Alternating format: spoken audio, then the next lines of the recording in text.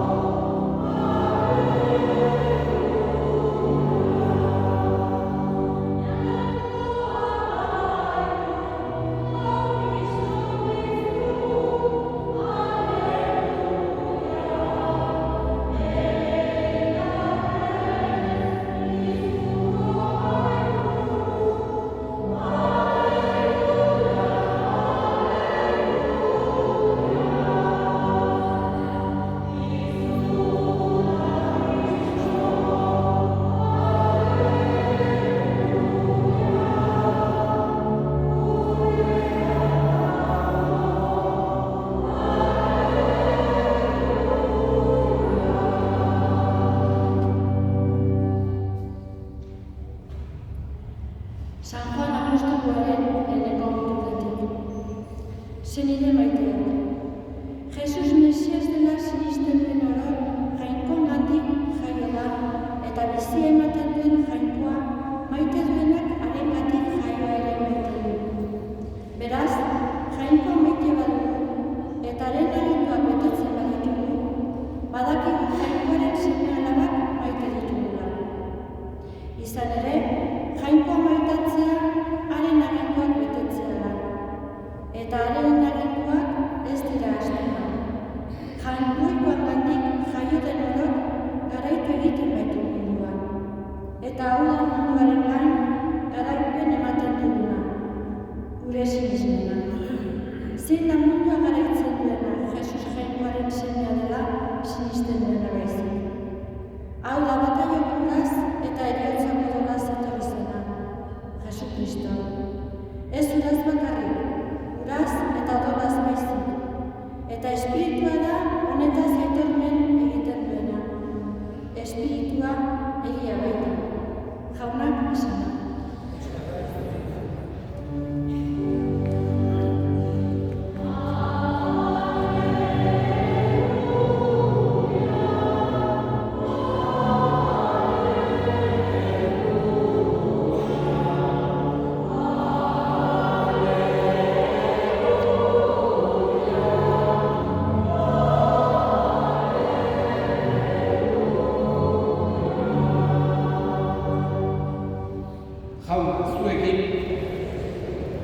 Jesu Kristoen evangelioa San Juanen liburutik.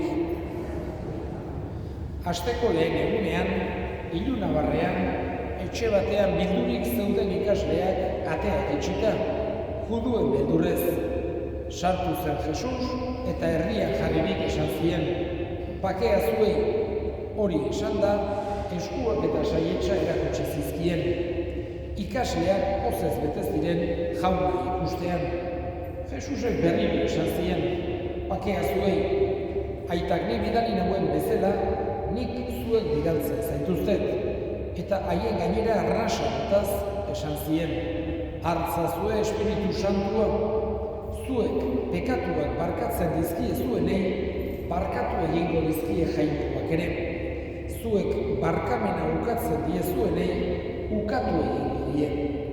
Tomas, 12etako bat, bizkia zeritzana, ez zegoen haiekin Jesus etorri zenean. Gainerako ikasleek esan zioten.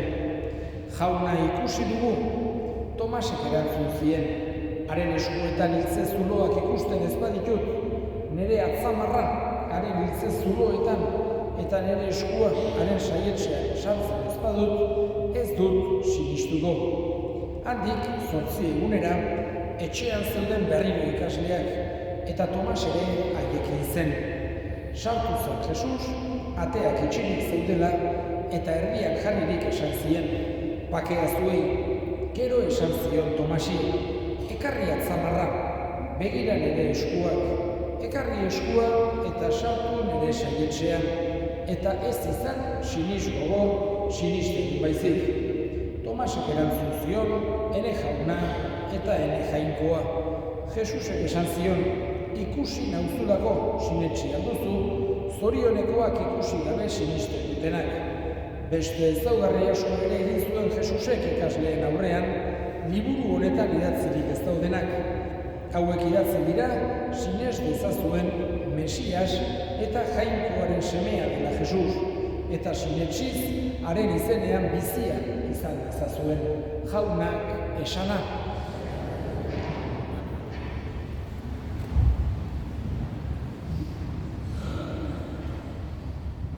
Paskualdiko bigarren igande honetan, Elizak azkeneko urtetan, batez ere Joan Pablo bigarrenak jarri baizuen festa hau jainkoaren errukiaren igandea ospatzen du.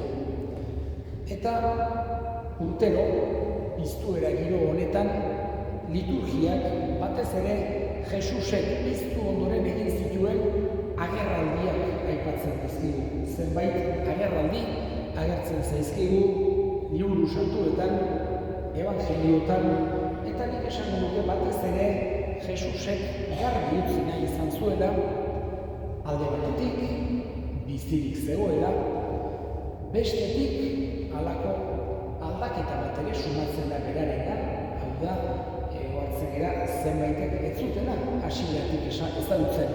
Esate baterako Emauseko ikasleak zenbait kilometrotan elkarrekin ibili ziren ohartu gabe bera zenik Jesusek ogia zatitu arte. Eta orduan halako aldaketa bat sumatzen da. Baina bestetik ere Jesusek garbi utzi nahi du bere gorputz berbera zela. Hau da, gurutzean zintzilik egon zen gorputza, hoixe zela piztu egin zena. Horregatik, erakusten ditu bere hiltze zuloak, erakusten die bere saietxeko zauriak, beak siniz izaten benetako Jesus bizturik zegoela, bizirik zegoela.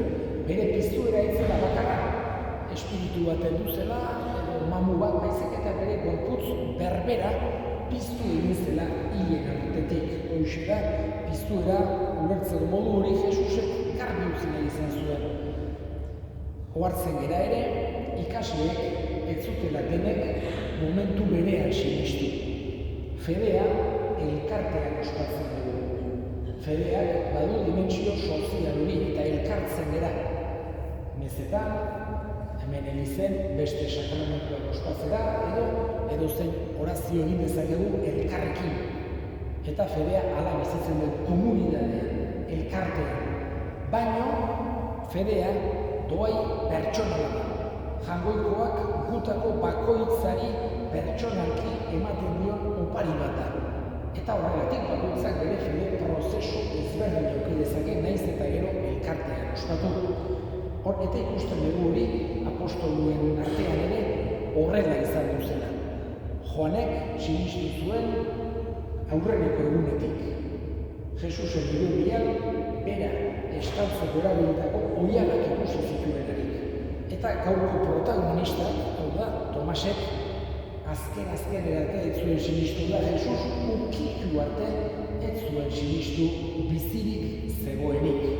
Hau da, beste lagun guztiek esan da ere, beste batzuk sinistu zuten, konfiantzazko norbaitek esan da, bizi da.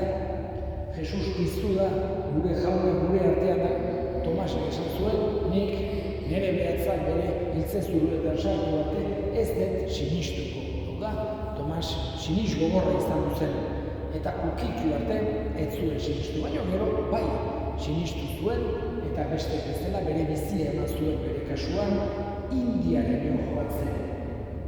Garai hartan Indiara gaur egun oso erraza Indiara joatea, vuelo bat hartu, eta 11-12 orduz area jatzen geha. Eta bi egunetara bueltatu oso erraza gaur egun joan datorra Indiatik. Baina garai hartan zain ezan. Izugarrizko bidei arriskutsua zen, luzea, zaile, eta Tomas areaino joan za jakinda etzera bueltatu. Jesusen berri hona zabaltzera. Eta Indiako hegoaldean egon zen eta Sri Lanka baita ere. Han martiri zuten. Eta Indiako hegoaldean berak egindako predikutik halako Kristo komunitatea sortu zen gaur daño bizirik dirauena. Pentsatu behar dugu, India non dago, lehenengo mendetik badaude kristauak, batez ere hegoaldeko Kerala eta Tamil Nadu estaduetan. Dioetan, Indiako hegoaldean, kristauak daude lehenengo mendetik. Hau da, gure hemenera, hemen digan kristau dugetzeko garaien, han bazauden kristau taldeak. Eta bizirik iraun dute, eta bizirik daude, eta gainera, halako kristau, esan genezake, bizira indartsua dute, momentu dutan ere, zailtasunera artean, buruan dituzte, hinduista, eta zen, haiek eutsi diote mendez mende fedeari.